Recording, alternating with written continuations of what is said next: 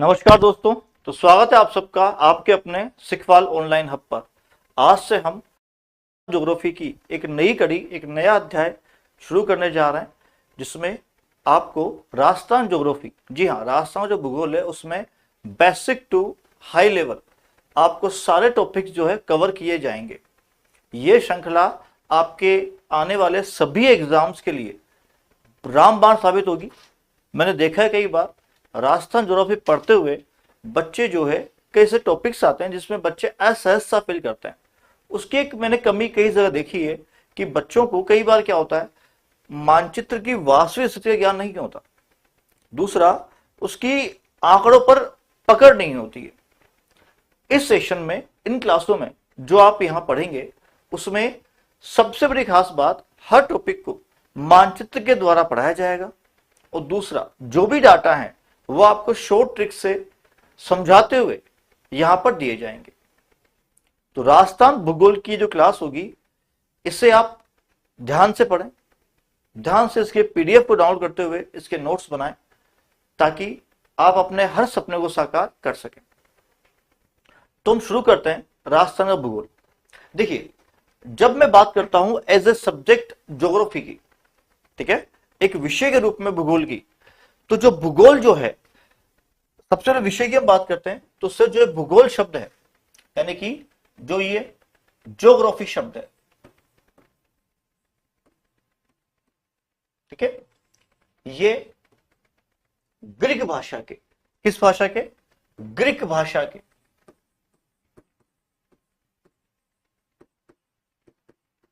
दो शब्दों से मिलकर बना है। ग्रीक भाषा के दो शब्दों से मिलकर बना है। इसमें आता है, एक तो है जियो और दूसरा है ग्राफोस, ठीक है, जियो प्लस ग्राफोस। जियो का अर्थ होता है यहां पे भू या पृथ्वी, भू या पृथ्वी, क्लियर। और ग्राफोस का मतलब होता है उसे डिस्क्राइब करना या उसको डिटेल में समझना, या कहें तो उसका वर्णन करना। यानी कि पृथ्वी का वर्णन ही क्या है? ज्योग्राफी है। यह तो है ज्योग्राफी का शाब्दिक अर्थ, जो कि ग्रीक भाषा के से ओरिजिन हुआ, उत्पत्ति हुई है। ध्यान रखिएगा मित्रों कि जो ज्योग्राफी है, ठीक है, भूगोल के पिता या भूगोल का जनक जो है, ये यूनानी विद्वान, ग्रीक जो व्यक्ति हैं, ठीक है,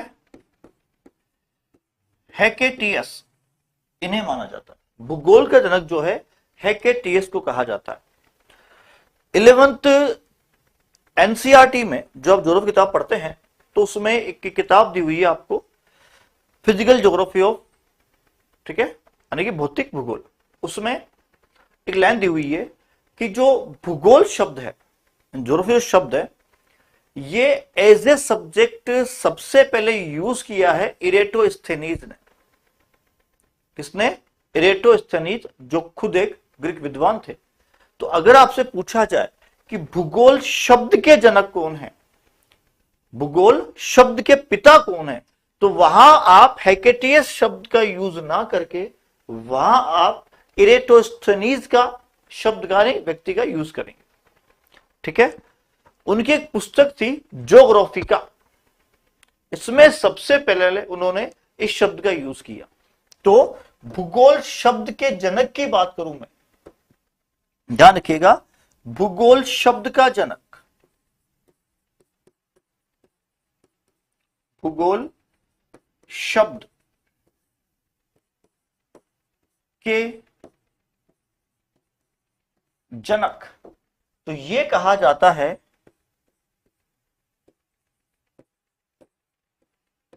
इरेटोस्थेनीज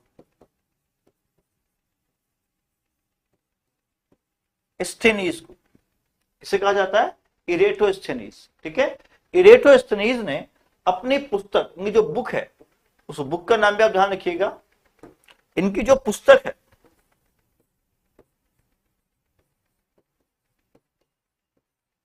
इस पुस्तक का नाम था ज्योग्राफिका।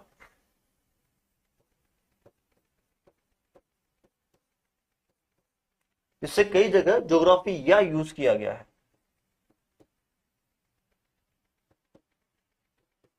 ये लिया गया। ठीक है, तो यहां से तीन बातें, तीन कॉन्सेप्ट क्लियर होते हैं कि ज्योग्राफी जो है ये एक ग्रीक भाषा का शब्द है जो कि दो शब्दों जियो प्लस ग्राफोस से मिलकर बना है, जिसमें जियो मतलब होता है भू या पृथ्वी, और ग्राफोस मीन्स होता है उसका वर्णन करना, उसको डिस्क्राइब करना। एज ए सब्जेक्ट, एक विषय के रूप में ज्योग्राफी के पिता हेकेटियस को माना जाता है जो कि ग्रीक विद्वान थे, और भूगोल शब्द के जनक इरेटोस्थेनीज को माना जाता है जिन्होंने अपनी पुस्तक ज्योग्राफिका में इस शब्द का प्रयोग किया है। ठीक है, अब देखिए राजस्थान का भूगोल जब हम पढ़ते हैं तो जाहिर सी बात है उससे पहले जब आप उसकी स्त्री विस्तार के बारे में बात करोगे तो आपको कुछ टर्म्स जो है पता होनी चाहिए, जैसे लाइक द लैटिट्यूड्स यानी अक्षांश, लॉन्गिट्यूड्स देशांतर, ठीक है, निरपेक्ष सापेक्ष स्थिति का ज्ञात आपको होना चाहिए। तो राजस्थान की स्थिति और विस्तार जब मैं शुरू करूंगा तो उससे पहले मैं आपको कुछ अक्षांश और देशांतर के बारे में यहां पर बता देता हूं, ताकि आने वाले टॉपिक्स में आप जो है उनसे भली भांति परिचित रहें। तो देखिए यहां पे हम सबसे पहले बात करते हैं किसकी, अक्षांश की। देखिए अक्षांश यानी कि इंग्लिश में इसे कहा जाता है लैटिट्यूड्स। देखिए आपने कई बार देखा होगा, बुक्स में देखा होगा और सुना भी होगा कि ग्लोब पर और मानचित्र पर कुछ काल्पनिक रेखाएं खींची गई हैं। मैंने कुछ वर्ड यहां पे यूज किए हैं। मैंने पहले कहा कि ग्लोब और मानचित्र पर, दूसरा मैंने कहा काल्पनिक रेखा, यानी कि वास्तव में इन रेखाओं का कोई भी अस्तित्व नहीं है। क्या रास्ते में जाते हुए या कहीं पर भी आपको आज तक रास्ते में कोई अक्षांश देशांतर मिली है क्या? नहीं ना। आपको नदियां दिखी हैं? बिल्कुल दिखी हैं। आपको पर्वत दिखे हैं? बिल्कुल दिखे हैं। आपको पेड़ पौधे दिखे हैं? दिखे हैं साहब, हाँ या ना? बिल्कुल। तो जो वास्तव में है वो दिखाई देता है। अक्षांश देशांतर की वास्तविकता नहीं है, अर्थात ये वास्तव में नहीं है। मानव ने अपने उपयोग के लिए इन्हें बनाया है। तो जो भी चीज बनाई जाती है वह काल्पनिक होती है। वास्तव में जो ब्रह्मांड में धरती पृथ्वी घूम रही है उस पर एक भी रेखा अक्षांश देशांतर रूप में स्थित नहीं है। तो सबसे पहले ज़हन में ये बात रख लें कि ये इमेजनरी लाइन है दोस्तों, ये काल्पनिक रेखा है। ठीक है, तो जाहिर सी बात है इन्हें बनाया गया, तो इन्हें कहां बनाया गया? तो मैंने पहले ही कहा आपको, इनको ग्लोब और मानचित्र पर बनाया गया है। तो जाहिर सी बात इन्हें बनाया गया तो इनका कोई यूज होगा, इनके उद्देश्य रहा होगा बनाने का, बिल्कुल रहा है। अगर हम किसी भी क्षेत्र की, किसी भी जगह की, किसी भी स्थान की सही स्थिति का अनुमान लगाते हैं, ज्ञात करते हैं, तो हमें उस क्षेत्र के अक्षांश और देशांतर का ज्ञान होना आवश्यक है। जैसे आपने देखा होगा एक मूवी आई थी, आपने सबने देखी होगी, कई ऐसी मूवी आपने देखी भी होगी, जैसे उरी देखी आपने। तो उरी मूवी देखा होगा कि जब इंडियन फौज जो है वो बदला लेती है पठानकोट हमले का, तो उसे टेररिस्टों के कैंप के लेटीट्यूड लॉन्गिट्यूड मिलते हैं, अर्थात वो सटीक स्थिति मिलती है जहां पर वो कैंप है।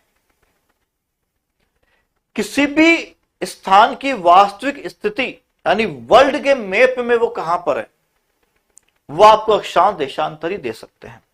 ठीक है, समझ रहे हैं आप? जैसे आप आपके घर का नक्शा बनाते हो तो भी इंजीनियर जो है वो आपको आपके घर के लेटीट्यूड लॉन्गिट्यूड भी उस नक्शे में बना के लिख के देगा। ओके, जो कि आपके उस प्लॉट का वास्तविक स्थिति आपको देंगे। ठीक है, तो देखिए अक्षांश रेखाएं क्या होती है, पहले समझिए इस चीज को। ठीक है, सपोज करिए कि ये आपके ग्लोब है, क्या ये ग्लोब है। अब देखिए ग्लोब में सबसे पहले बता दूं आपको, दिशाएं जो है 4 होती है। ठीक है, सबसे पहले होती है नॉर्थ, नॉर्थ को आप उत्तर दिशा कहते हैं, क्या कहते हैं, उत्तर। फिर होती है साउथ, साउथ को दक्षिण दिशा कहा जाता है। इधर होती है आपके ईस्ट, ईस्ट को पूर्व कहा जाता है। और ये होती है वेस्ट, वेस्ट को पश्चिम दिशा कहा जाता है। ठीक है, अब देखिए इन दिशाओं की 4 जो है उप दिशाएं भी होती हैं। जैसे इन दोनों के बीच में ये जो एरिया है, ये जो आप एरिया देख रहे हैं, ठीक है, ध्यान रखिएगा, इसे नॉर्थ ईस्ट यानी कि उत्तर पूर्व कहा जाता है। क्या कहा जाता है, उत्तर पूर्व। ठीक है, इस डायरेक्शन को, इस डायरेक्शन को आपके दक्षिण पूर्व यानी कि साउथ ईस्ट कहा जाता है। ठीक है,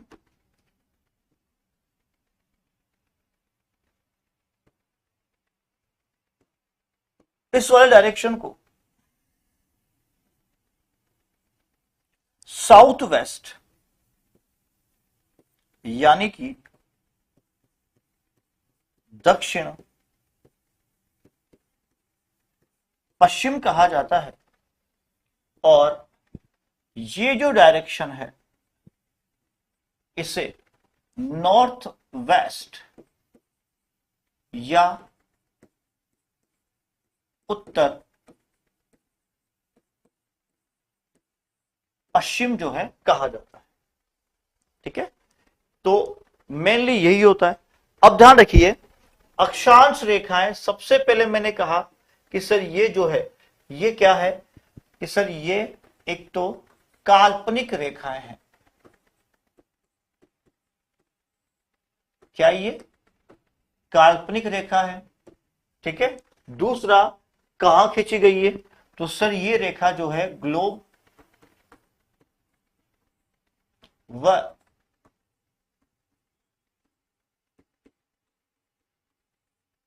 मानचित्र पर जो है खींची गई है। ठीक है, अब इनकी दिशा जो होती है वो क्या होती है, ध्यान रखिएगा, लेटीट्यूड जो होते हैं ये पूर्व से पश्चिम। ठीक है, यानी कि ऐसे खींचे जाते हैं। ठीक है ना, क्लियर, ध्यान रखिए, हाँ पूर्व पश्चिम जो है खींचे जाते हैं। तो जाहिर सी बात है, अगर मान लीजिए सपोज करें मैंने सेंटर में बीचों बीच ये रेखा खींच दी, ठीक है, और इसे मैं नाम दे दिया 0 डिग्री। क्या नाम दिया, 0 डिग्री। ध्यान रखिएगा ज्योग्राफी में ये जो सिंबल है छोटा वाला, इसे डिग्री कहा जाता है। क्या कहते हैं इसे, डिग्री। ठीक है, इसको मिनट कहा जाता है, और ये जो निशान है इसे सेकंड कहा जाता है। ठीक है, क्लियर। तो ये क्या हो गया, डिग्री हो गया, ये सिंबल जो है मिनट का हो गया, और ये किसका हो गया, ये हो गया सेकंड का। अब ये जो आपने बीचों बीच रेखा खींची, इसे आपने नाम दिया 0 डिग्री अक्षांश रेखा। ठीक है, इसे ही यारों, इसे ही विषुवत रेखा कहा जाता है। क्या कहा जाता है इसको, विषुवत रेखा। ठीक है, इसी रेखा को इंग्लिश में इक्वेटर कहा जाता है। इसी रेखा को भूमध्य रेखा भी कहा जाता है। क्या कहा जाता है, भूमध्य रेखा। और ध्यान रखें सभी अक्षांश देशांतर में यह रेखा सबसे बड़ी होती है, सबसे लंबी होती है, इसलिए इसे महान वृत्त कहा जाता है, ग्रेट सर्किल कहा जाता है। कहते हैं इसे ग्रेट सर्किल या महान वृत्त भी जो है इसे कहा जाता है।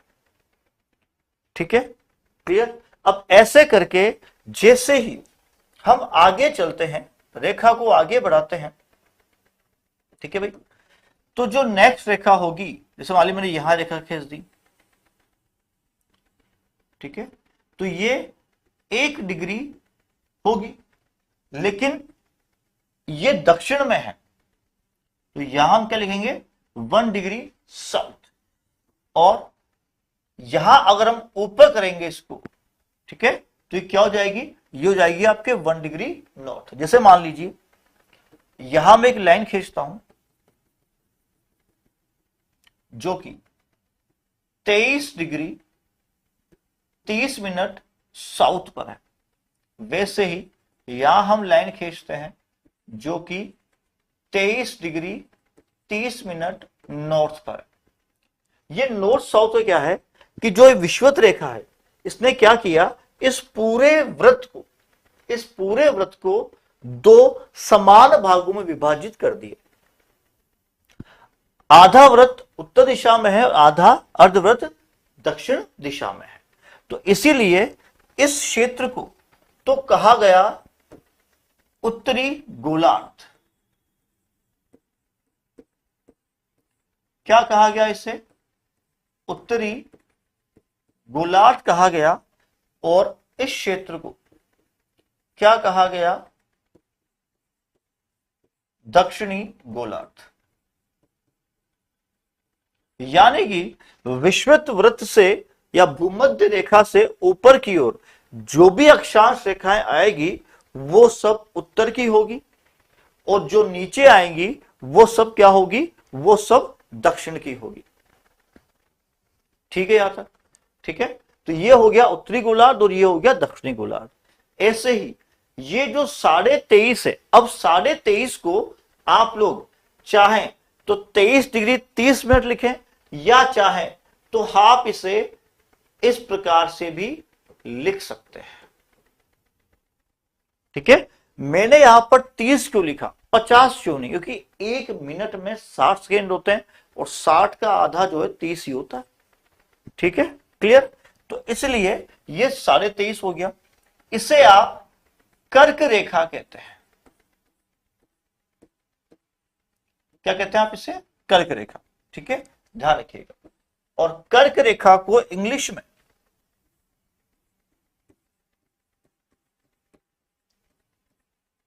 ट्रॉपिक ऑफ कैंसर कहा जाता है। क्या कहा जाता है, ट्रॉपिक ऑफ कैंसर। ठीक है, यह है मकर रेखा। इससे इंग्लिश में ट्रॉपिक ऑफ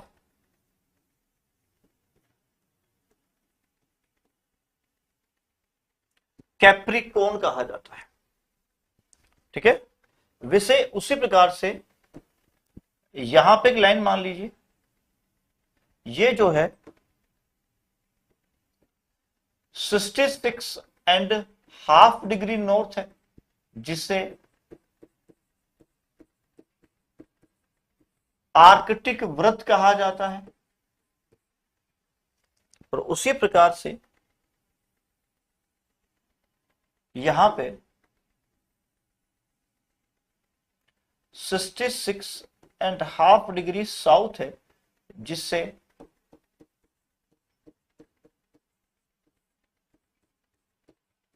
अंटार्कटिक वृत्त कहा जाता है। इसके अलावा ये जो है, ठीक है, ये 90 डिग्री नॉर्थ है, और ये वाला पार्ट जो है ये 90 डिग्री साउथ। ठीक है, तो इस प्रकार से ये टोटल जो है 179 क्या हो गया, आपके अक्षांश हो गया। ठीक है ना, अक्षांश रेखा 181 हो जाएंगी। क्लियर। अब यहां ध्यान रखिए कि अक्षांश का उपयोग क्या होता है। तो ध्यान रखिएगा, अक्षांश का जो मेन उपयोग है वो है सबसे पहले तो इसका जो उपयोग होगा वो क्या होगा कि सर सबसे पहले होगा किसी भी स्थान की स्थिति का निर्धारण, किसी भी स्थान की स्थिति का निर्धारण, और दूसरा होगा ताप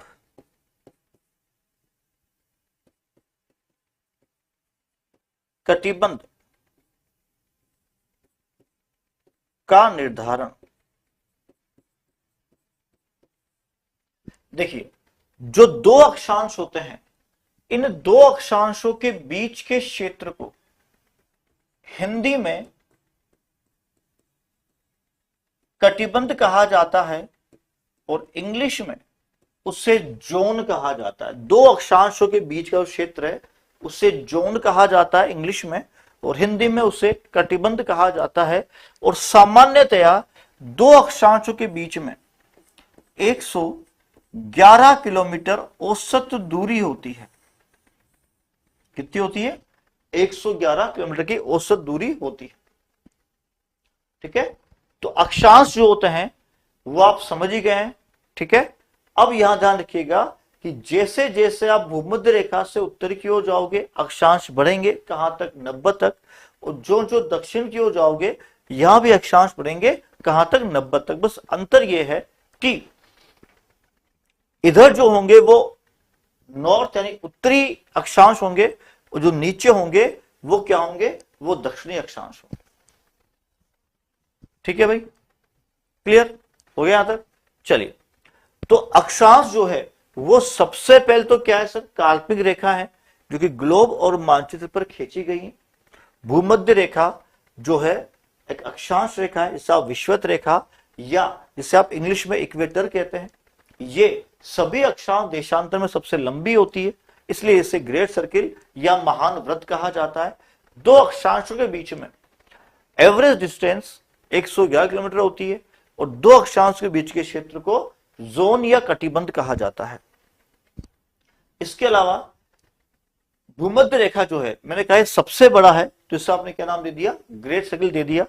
23.5 डिग्री उत्तरी अक्षांश रेखा को आप कर्क रेखा कहते हैं, इंग्लिश में इसे ट्रॉपिक ऑफ कैंसर कहा जाता है। और 23.5 डिग्री दक्षिणी अक्षांश रेखा को मकर रेखा कहा जाता है, इसे ट्रॉपिक ऑफ कैप्रिकॉर्न कहा जाता है।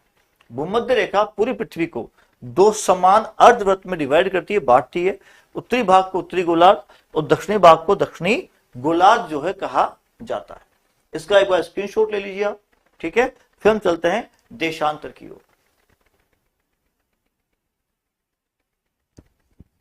चलिए, तो अब देखते हैं हम किसके बारे में? देशांतर के बारे में। ध्यान से आप समझिए, ध्यान से इसको आप नोट करिए। अब देखिए, अब क्या है? देशांतर।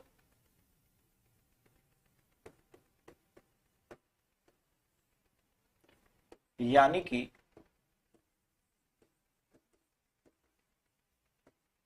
लॉन्गिट्यूड। चलिए, अब देखिए, समझिएगा। वही सर, ध्यान रखिए, अक्षांश तो क्या थे? आपके ईस्ट टू वेस्ट है। ये जो है ये कहां होगा? ये आपके ऐसे नॉर्थ से साउथ खींचा जाएगा। कैसे भाई? नॉर्थ से साउथ जो है खींचा जाएगा। ठीक है, और ये आपका नाम दिया मैंने आपको 0 डिग्री। क्या हो गया? 0 डिग्री। ठीक है, ये नॉर्थ है, ये साउथ है, ये ईस्ट है, और ये क्या है? वेस्ट। अब ध्यान दो, क्योंकि ये जो रेखा है, ठीक है, धरती के उसी प्रकार से बीचों बीच खींची गई है इस प्रकार से भूमध्य रेखा खींची गई थी। इस प्रकार से भूमध्य रेखा ने पूरे ग्लोब को दो भागों में बांटा था, उत्तरी और दक्षिणी। उसी प्रकार से 0 डिग्री देशांतर रेखा भी दो भागों में बांटती है, पूर्वी और पश्चिम। जो पूर्वी भाग है इससे जो है हम लोग पूर्वी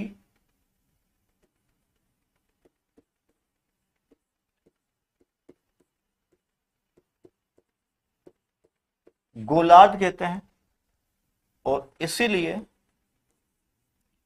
इस भाग को हम लोग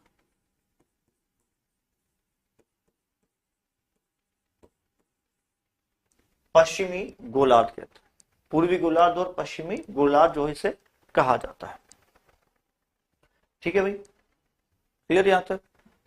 बिल्कुल ध्यान से इसको आप नोट करो, है ना।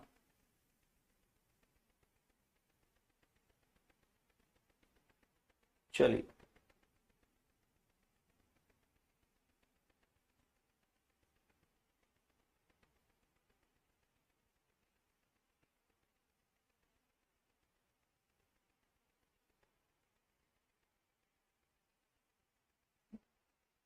ओके चलिए। अब देखिए, ये जो लाइन है, पहले देखो देशांतर का यूज क्या है। तो देशांतर जो है, इनके मध्य के क्षेत्र को गोरे कहा जाता है। सबसे पहले बात क्या कहा जाता है? गोरे। दूसरा, दो देशांतरों के बीच का जो एवरेज डिस्टेंस है, ये सर 111.32 क्या होता है? किलोमीटर होता है। तीसरा, देशांतर जो है, ये भी किसी भी क्षेत्र की स्थिति का निर्धारण करते हैं, प्लस समय की गणना। जब भी आप लोग समय की गणना करें तो उसमें देशांतर का प्रयोग होगा। इसका प्रयोग होगा देशांतर का। ठीक है, भूले मत, इंपॉर्टेंट है ये। चलिए, ठीक यहां तक। तो देशांतर का प्रयोग जो है वो समय के निर्धारण के लिए भी होता है, समझाएंगे आगे। तो ध्यान रखिएगा कि 1 डिग्री देशांतर में, 1 डिग्री देशांतर में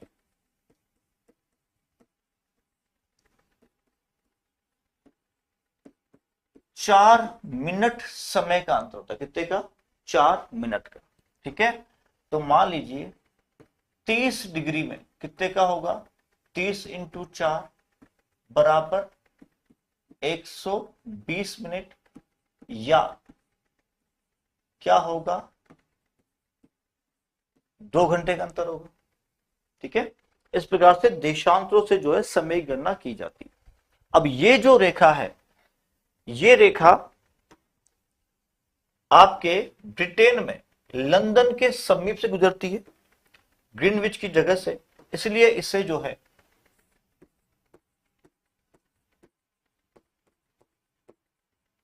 ग्रीनविच लाइन कहा जाता है। क्या कहते हैं? ग्रीनविच रेखा। ठीक है, और ये जो है संपूर्ण विश्व की, क्या है भैया? संपूर्ण विश्व की, विश्व पटल पर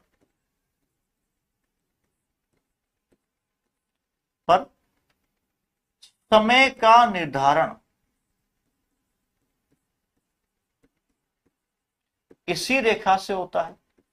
ठीक है, यहां का जो समय होता है, उस समय को हम जीएमटी क्या कहते हैं? ग्रीनविच मीडियन टाइम, जीएमटी जो है कहा जाता है। ठीक है, ध्यान रखिएगा। जो कि लंदन के पास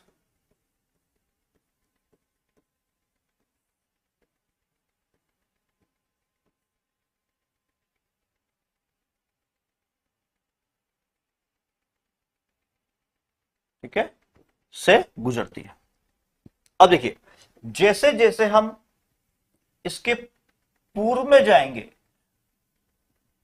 जैसे हम कहा जाएंगे, इसके पूर्व में जाएंगे, इस प्रकार से, तो डिग्री इंक्रीज होगा।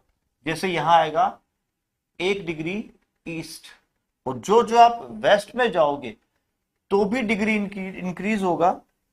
फिर क्या होगा? 1 डिग्री वेस्ट। बस ये अंतर है, इधर वेस्ट होगा, इधर ईस्ट होगा।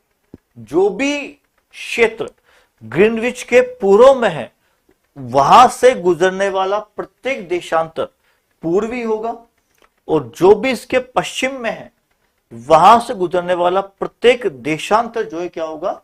पश्चिमी होगा। क्लियर?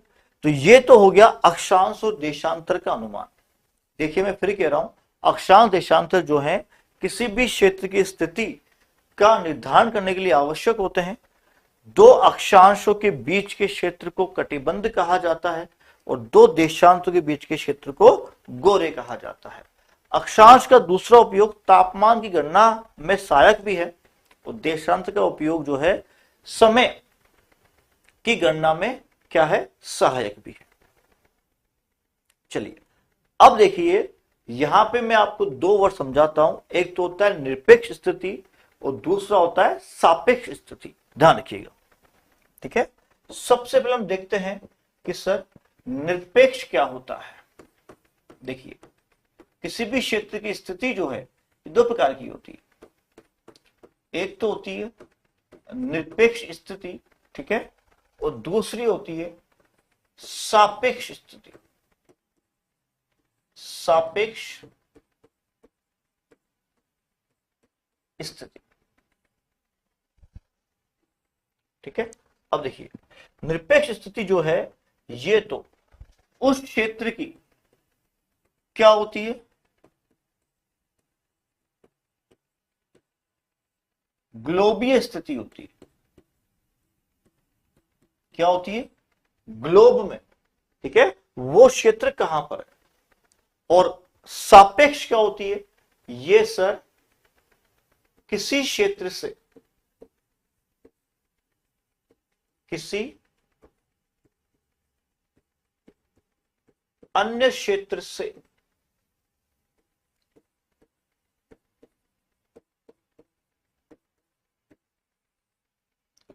क्या होती है भाई, इसकी तुलनात्मक यानी कंपैरेटिवली जो तुलनात्मक स्थिति है वो होती है, ठीक है।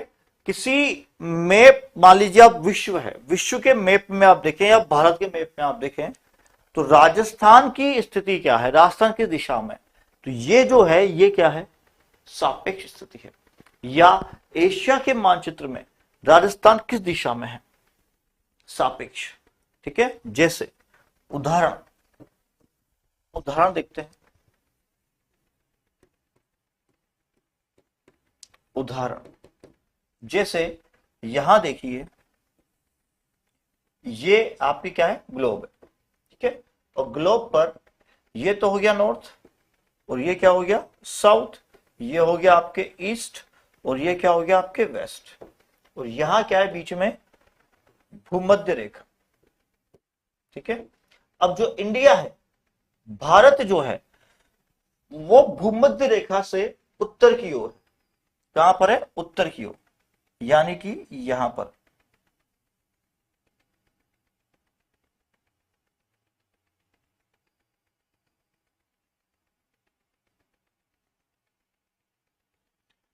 ठीक है, क्लियर। अब यहां पे जो भारत है, ठीक है, तो भारत जो है संपूर्ण कहां है, भूमध्य रेखा के ऊपर है। तो यहां आप कह सकते हो कि अक्षांश के हिसाब से कि जो भारत है, भारत की अक्षांश स्थिति क्या है, उत्तरी है।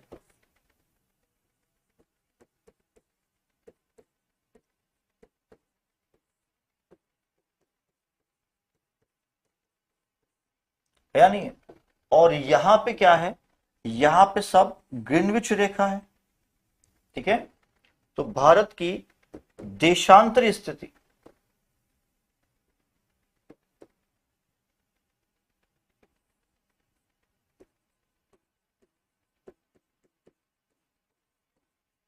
देशांतरीय स्थिति क्या है सर, इसकी पूर्वी है। तो ये तो हो गया ग्लोबीय, ग्लोब के हिसाब से क्या हो गया, ये तो हो गया आपके ग्लोब के अनुसार, ठीक है।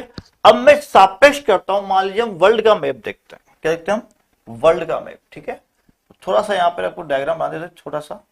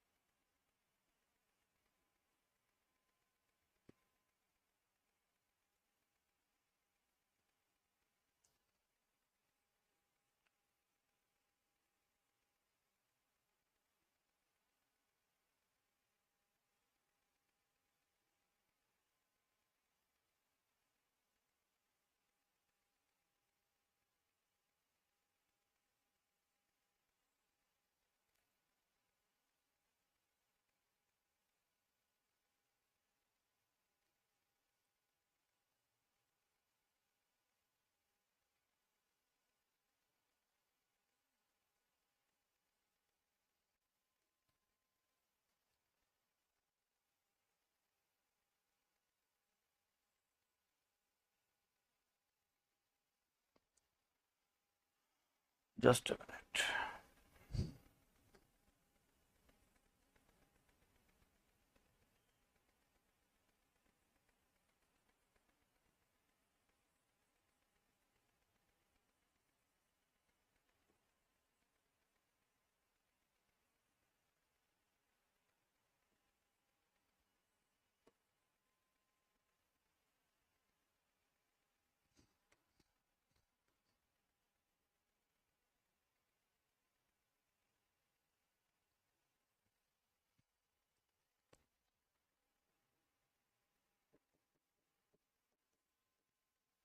ठीक है भाई, तो देखिए भारत जो है, भारत क्या है, आप ये मान लीजिए कि यहां से तो गुजरती है आपके कौन सी, ग्रीनविच रेखा, ठीक है, 0 डिग्री। और यहां से गुजरेगी आपकी कौन सी,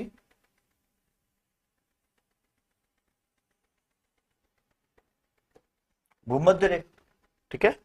तो जो भारत है ये विश्व के मैप में, वर्ल्ड के मैप में कहां आएगा, तो सर ये आएगा उत्तर पूर्व में। कहां आएगा, उत्तर पूर्व, नॉर्थ ईस्ट में आता है, इसमें आएगा नॉर्थ ईस्ट में, ठीक है। तो किसी मानचित्र में दूसरे क्षेत्र की दिशा ज्ञात करना, ये तो होती है सापेक्ष स्थिति। क्या होती है, सापेक्ष। और ग्लोब पर उसकी दिशा ज्ञात होना, ये होता है उसका निरपेक्ष अनुमान। क्या होता है उसका, निरपेक्ष अनुमान, ठीक है। तो ये दो स्थितियां आपके सामने आ गई, निरपेक्ष और सापेक्ष। अब हम चलते हैं राजस्थान की ओर, ठीक है, कि राजस्थान का जो स्थिति विस्तार है वो क्या है, कैसा है, और उसका एक्सटेंशन क्या है, लंबाई चौड़ाई, उसकी सीमाएं, ये सब जो है हम इस टॉपिक में पढ़ेंगे।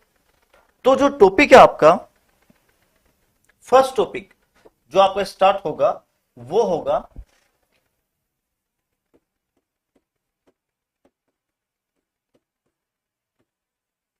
राजस्थान की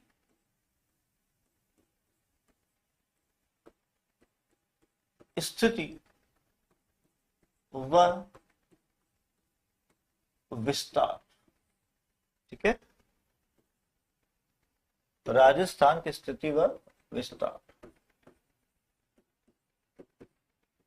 लोकेशन एंड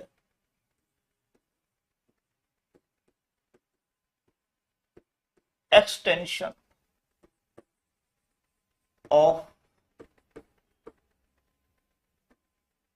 राजस्थान, ठीक है ना, राजस्थान की स्थिति एंड विस्तार। अब देखिए इस टॉपिक में आप सबसे पहले क्या क्या देखेंगे, ठीक है। तो इसमें हम पढ़ेंगे सबसे पहले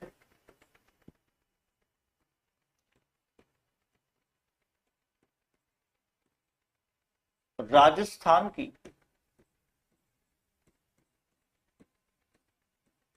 निरपेक्ष व सापेक्ष स्थिति,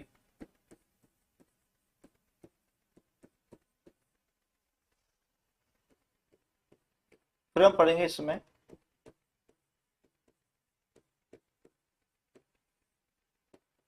राजस्थान का विस्तार, जिसमें आप उसकी लंबाई चौड़ाई, ठीक है, ये सब देखेंगे। उसके बाद में आप पढ़ेंगे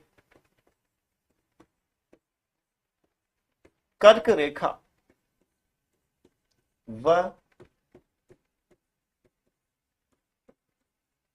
राजस्थान का क्या संबंध। इसके बाद में क्या लिखेंगे आप, राजस्थान व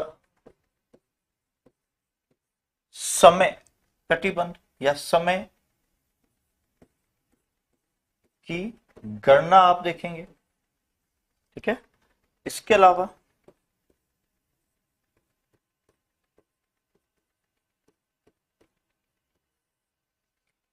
राजस्थान का आकार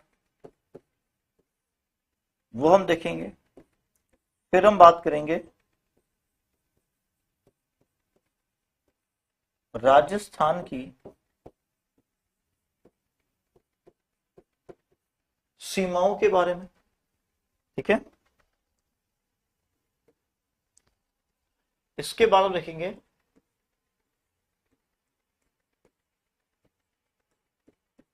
राजस्थान के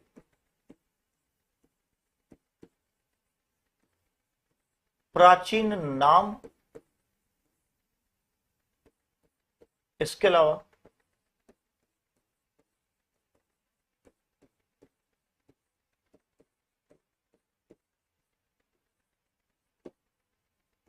राजस्थान के प्रमुख प्राचीन उप भूक्षेत्र ये हम देखेंगे, और जो उपनाम है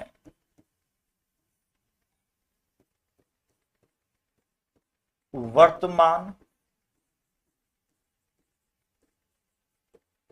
संदर्भ में, ये हम इस टॉपिक में पढ़ेंगे।